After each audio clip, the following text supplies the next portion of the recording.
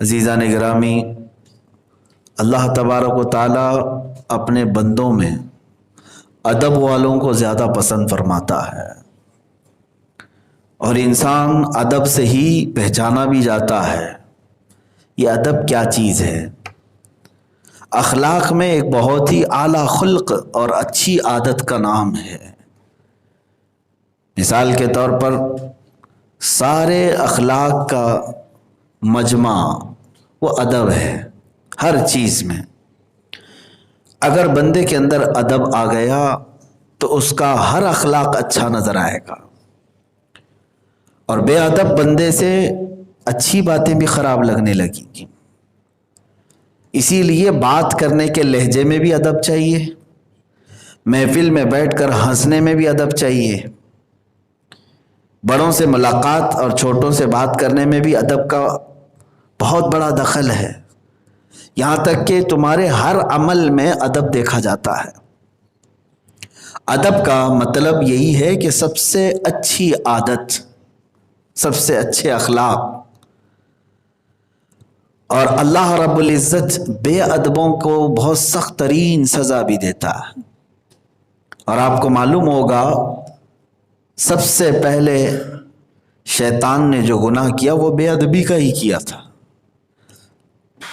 اس نے آدم علیہ السلام کی شان میں ایک ایسا جملہ کہا جو بے ادبی ہے۔ اللہ تعالیٰ نے فرمایا تم آدم کو سجدہ کرو، سارے ملائکہ سارے فرشتے سجدے میں چلے گئے، لیکن ابلیس کھڑا رہا۔ اس سے پوچھا گیا تو کیوں نہیں گیا سجدے میں؟ تو کیا کہتا ہے؟ خلقتنی من نار وخلقتہ من طین، تو نے مجھے آگ سے بنایا اور اس بندے کو مٹی سے بنایا۔ آگ بلند ہوتی ہے، مٹی نیچے ہوتی، تو ایک بلند چیز کیسے چھوٹی والی چیز کو سجدہ کرے؟ یہ اس کی اپنی منطق، اس کی اپنی لاجک اور اس کی دلیل تھی۔ لیکن یہ غرور و تکبر میں ڈوبی ہوئی دلیل، جس سے صاف طور پر بے ادبی جھلکتی ہے۔ یہی سے بڑوں کی شان میں کیا کہنا چاہیے اور کیا نہیں کہنا چاہیے ایک پورا کا پورا چیپٹر ملتا ہے، سبق ملتا ہے۔ یاد رکھنا میرے عزیزو، بعض جگہ بے ادبی معاف تو ہو سکتی ہے۔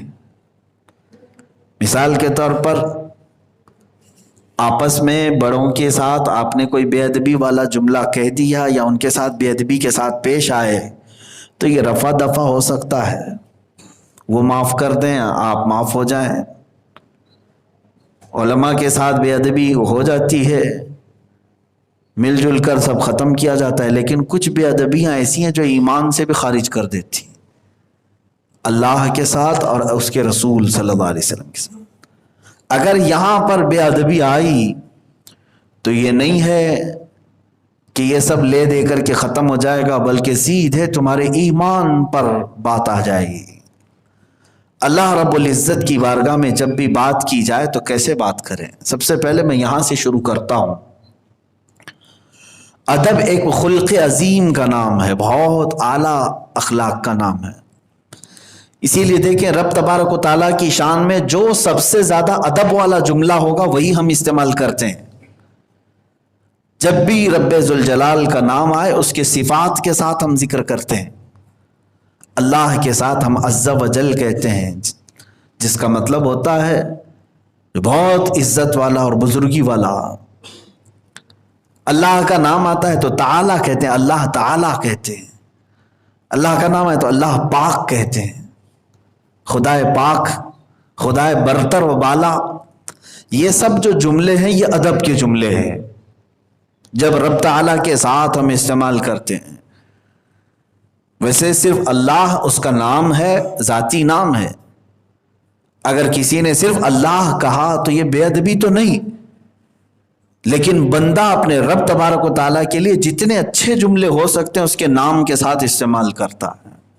ظاہر سی بات ہے جب آپ اپنے آپ کے لیے حاجی صاحب پسند کرتے ہیں، مسٹر، ڈاکٹر، انجینئر، سر، کیا کیا نام کے ساتھ لگائے جاتے ہیں، اور اگر کوئی دینی منصب ہو تو مولانا، مولوی، حافظ، قاری، عالم، مفتی، یہ سب چیزیں تو لگتی ہیں ناموں کے ساتھ، جبکہ نام میں نہیں ہے وہ۔ تو یہ ادب کے ساتھ لگایا جاتا ہے۔ اللہ رب العزت کے اسماء، خاص طور پر اس کے صفاتی نام، اس کے ذاتی نام کے ساتھ ادب کے لیے استعمال کیے جائیں گے۔ اب سنیں، کچھ جملے ہیں اللہ تبارک و تعالیٰ کی شان میں ادب کے لیے جو الفاظ استعمال ہوتے ہیں۔ تو ہو سکتا ہے آپ کے ذہن میں ایک سوال آئے، ہم آپس میں جب کسی دوسرے کا ادب کرتے ہیں تو آپ کہتے ہیں،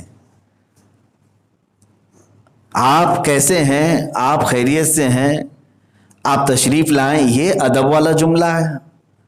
لیکن جب اللہ کو بات کرتے ہیں تو کہتے ہیں، اے اللہ تو بڑی شان والا، تو بڑی عزت والا، تو جو ہے یہ ادب والا جملہ ہے یا آپ ادب والا جملہ ہے؟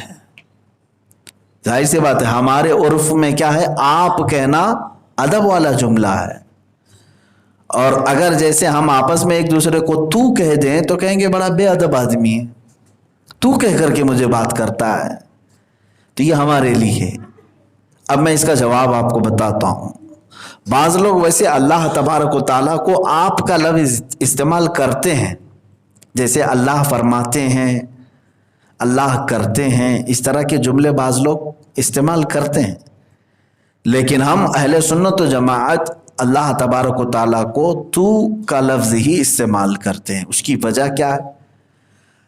اللہ صرف ایک ذات ایسی ہے جس کی سب سے بڑی صفت، سب سے بڑی اس کی خصوصیت، اللہ رب العزت وہ واحد ہے۔ وہ کیا ہے؟ واحد۔ اور وہ احد ہے، واحد ہے۔ واحد کا مطلب تنہا، یکتا، ایک۔ اور اس لفظ میں اس کی جتنی بھی تعریف کی جائے وہ اس کی شان کے مطابق ہے۔ ہم کسی دوسرے کو تنہا کہہ ہی نہیں سکتے، کوئی دوسرا ایک نہیں ہے، اس جیسے بہت ہے۔ یعنی دنیا میں جو کچھ بھی ہے اللہ کے علاوہ وہ یکتائی نہیں ہے، اس کے اندر انفراد نہیں ہے، وحدانیت جس کو کہتے ہیں، تنہائی، ایک ہونا، یہ صرف اللہ کی شان ہے۔ اب جب ہم آپ والا جملہ استعمال کرتے ہیں تو دیکھیں، اب میں اس کا فرق آپ کو سمجھا رہا ہوں۔ آپ نے مجھے مخاطب کیا، آپ نے کہا امام صاحب آپ کیسے ہیں؟ میں نے کہا الحمدللہ۔ آپ نے کس کو مخاطب کیا تھا؟ مجھے سنگل نا۔ اب ہم یہاں 4 لوگ کھڑے تھے، تب آپ کیا کہیں گے؟ آپ کیسے ہیں، یہی جملہ استعمال کریں گے۔ 4 لوگوں کے لیے بھی یہی استعمال کریں گے۔ تو ادب اردو میں سنگل کے لیے بھی وہ آپ کہتے ہیں، اور 4-5 لوگ 10 لوگ ہوں تب بھی آپ سب کیسے ہیں، یہی کہا جاتا ہے نا۔ تو میرے عزیز، اللہ رب العزت کی بارگاہ میں جب آپ کا لفظ استعمال کرتے ہیں تو کسی کو یہ شبہ بھی نہ آئے کہ اللہ کے علاوہ اور بھی بہت سارے ہیں، بہت سارے خداؤں کو ہم پکار رہے ہیں، آپ سب کیسے ہیں، یا اللہ ایسا کرتے ہیں۔ تو جمع کا لفظ استعمال ہوتا ہے تو کوئی انجان آدمی یہ نہ سمجھ لے کہ بہت سارے اللہ ہیں اور سب ملا کر کے بارش برساتے ہیں۔ میرے عزیز، یہ شبہ بھی نہ آئے، اسی لیے اہل سنت و جماعت کہتے ہیں اللہ کی شان میں سب سے زیادہ ادب والا جملہ تو کہنا ہی ہے۔ واحد کا لفظ استعمال کرنا، اللہ برساتا ہے، اللہ رزق دیتا ہے، اللہ کھلاتا ہے، اللہ پلاتا ہے، اس کے لیے یہ جملہ ادب کا ہے۔ اب رب ذوالجلال کی بارگاہ میں ادب کے طور پر بہت ساری باتیں ہیں۔ یہ ہو گئی اس کے پکارنے کے لیے، اس کے ناموں کو سے بلانے کے لیے۔